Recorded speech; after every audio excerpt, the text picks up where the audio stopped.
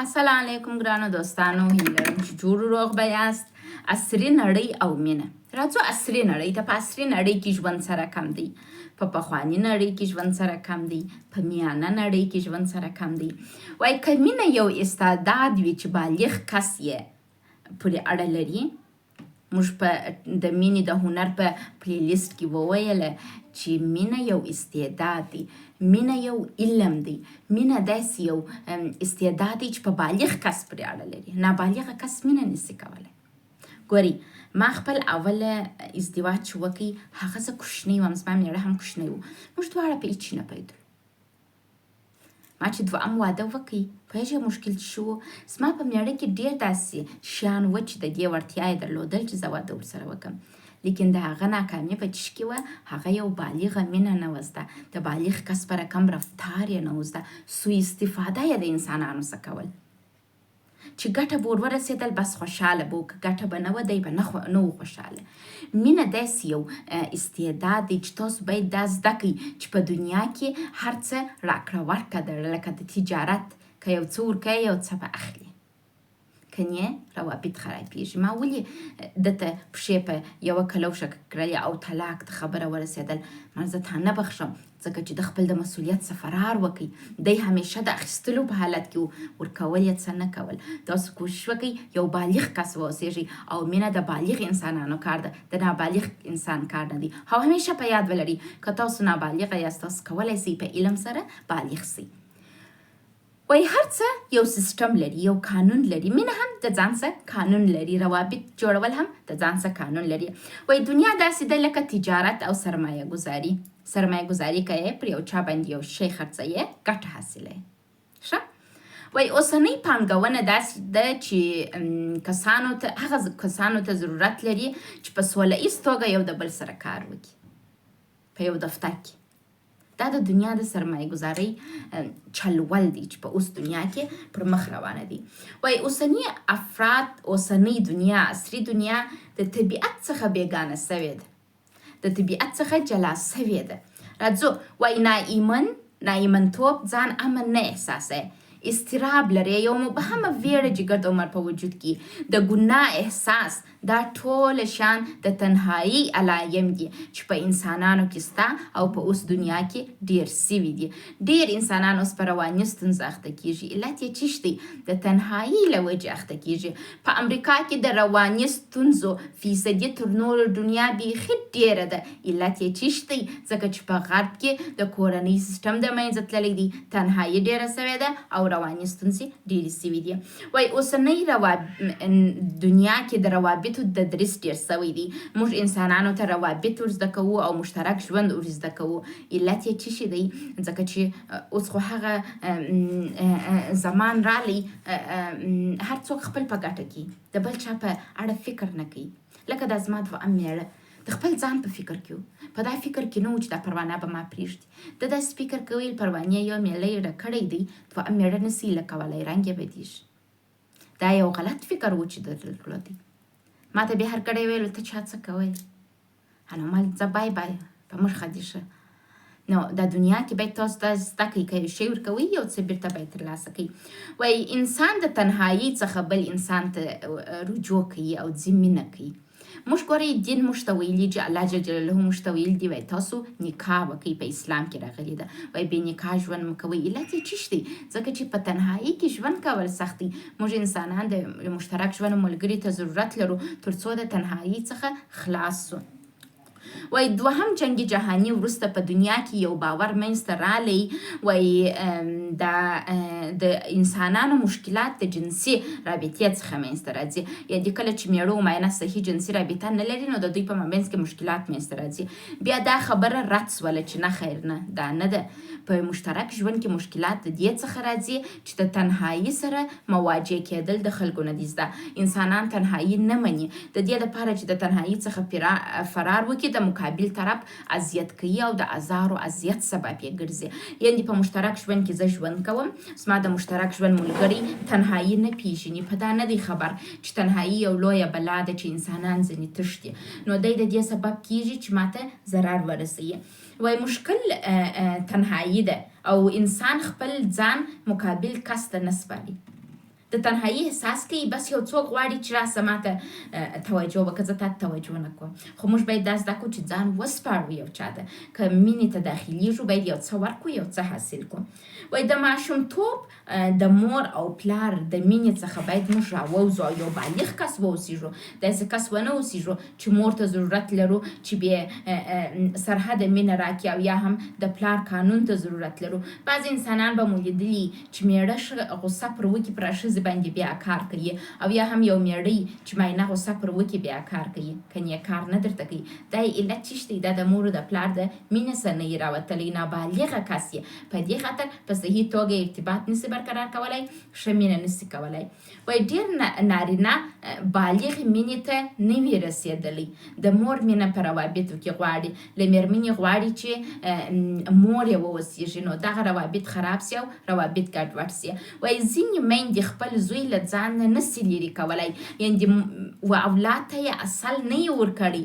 لکه ما چې تاسو ته په مخکینۍ د مینې د ډولونو په ویډیو کې وویل، مور باید په مینه کې اولاد ته د شیدو سره اصل هم ورکړي، یعنې شیدې خو ورکوي، دا یې ثابته کړل چې د مور مینه بې قید شرطه ده. خو اولاد ته به دا ورزده کوي چې بې له ما به ژوند کوي، یوازې د مور مینه بې قید شرطه ده، د نور ټوله دنیا مینې چې دي یو څه به ورکوي، یو څه به اخلي. وایي ځینې نارینه د پلار مینې سټیج ته رسېدلي وي، د پلار د مینې په سټیج کې.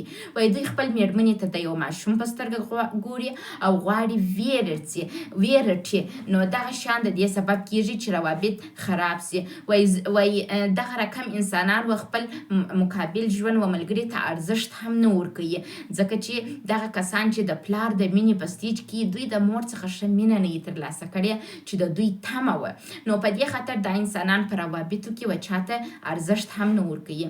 وایي هغه کس چې مور او پلار یې بېطرفه وي، دا کسان بیا چې دي دوی زده کوي چې مینه چاته ورنکړي، او دا ډېر بدترینه احساس دی چې انسان یې په وجود کې لري.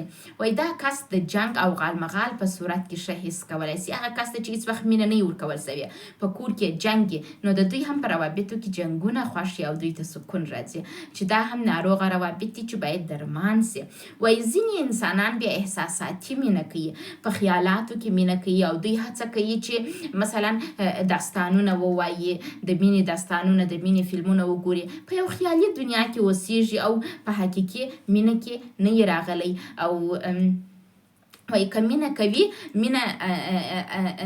مینه حقیقت ژوند ته نسي راوستلی، په خیالاتو کې اوسیږي. که دوی ته ښه د ژوند ملګری پیدا سي، ښه توجه ورته وسي، لکه دا زما دویم میړه، باور وکړئ ما د ده سره دومره ښه ژوند کوي چې د هېڅ شي مې نه ورته ویل چې زه دا شی ستا څه غواړم.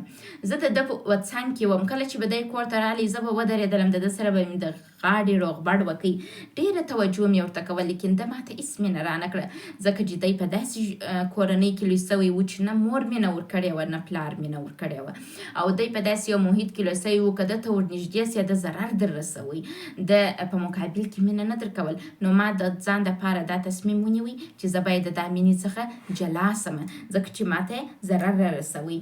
وایي موږ باید خپل مشکل خپله حل کو، نه د بل چا په توسط، دا باید موږ زده کو.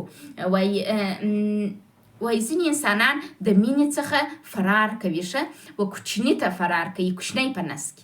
دا مشکل ما درلودی. ما د دوام ازدواج چې وکړي د میړه سره مې ډېر مشکلات درلودل، نو ما ویله چې راسه ته یو کوچنی پیدا کړه، کېدای سي زموږ مشکلات په کوچني حل سي. ما چې کوچنی په نس کې هغه مشکلات تر هغه هم بدتر سوله. نو تاسو وایي خپل په مابینځ کې مشکل لرئ، تاسو به اولاد پیدا کولو کې هڅه مه کوئ دا مشکل حل کړئ، بلکې کوشش وکړئ خپل مشکلات خپل په منځ کې حل کړئ چې آیا دا کس د ژوند د ادامې دی که یا.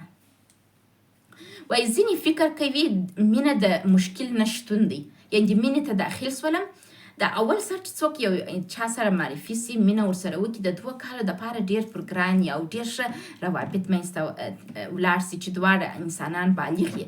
دوی داسې فکر کوي چې ژوند د هغه دی بې مشکله بې جنجاله. ژوند داسې نه دی، په ژوند کې جنجالونه سته، جنګونه سته، دعوې سته، یعنې ژوند که دومره منظم پر مخ نه ځي. موږ باید دا زده کړو چې په صحیح توګه صحیح مینه وکړو. بل وایي انسان باید داسې مینه وکړي چې یو بل درک کړي. د دې دپاره چې موږ ښه مینه ولرو، د دې ته ضرورت لرو چې یو څوک درک کړو یا یو څوک موږ درک کړي. نو اولین شی چې باید زده کوي هغه دا دی چې یو بل درک کوي. وای وصل او وحدت احساس باید ستاسو په وجود کې دا تاسو چې دوه نفره سره وصل کیږي باید یو د بل سره وحدت ولري یو ځایوالی ولري یو بل ته وفاداره واوسیږي یو بل ته کار وکړي نه دا چې یو د بل پښې ووهي زما میړه به زما د میړه د مور څخه شلی ولسی د وچې ډوډۍ د راوړلو دپاره اخیستی او بیا زما غیبت هم هغو ته کوه او زه به په خبره وم چې دی زما غیبت کوي یوه ورځ ما ورته ویله ولته د شیخ صاحب الفت نمبر راکه زه به د ده سره خبرې وکړم ما ورته ویله من شیخ صاحب الفت خو زما غیبت کوي بیا تا ته زما غیبت کوي ته زما غیبت ورسره کوي ما رخشن په ووهي ده په جواب کې راته ویلو نه هېڅوک نسي کولی زما مخ ته ستا غیبت وکړي در حال چې ده زما د مور سره زما غیبت کوي زما د خویندو سره زما غیبت کوي نو ما ده ته داسې په کنایي توګه رخشن مې په ووایي او دی په پوه نسو اصلا په بله دنیا کې اوسېدلی و زما ژوند ته د ده هدف دا و چې یو څه ترلاسه کړي او دا ترلاسه کېدی دومره ډېر شول چې فرا بیخي ترپېدی په ترلاسه کېدو کې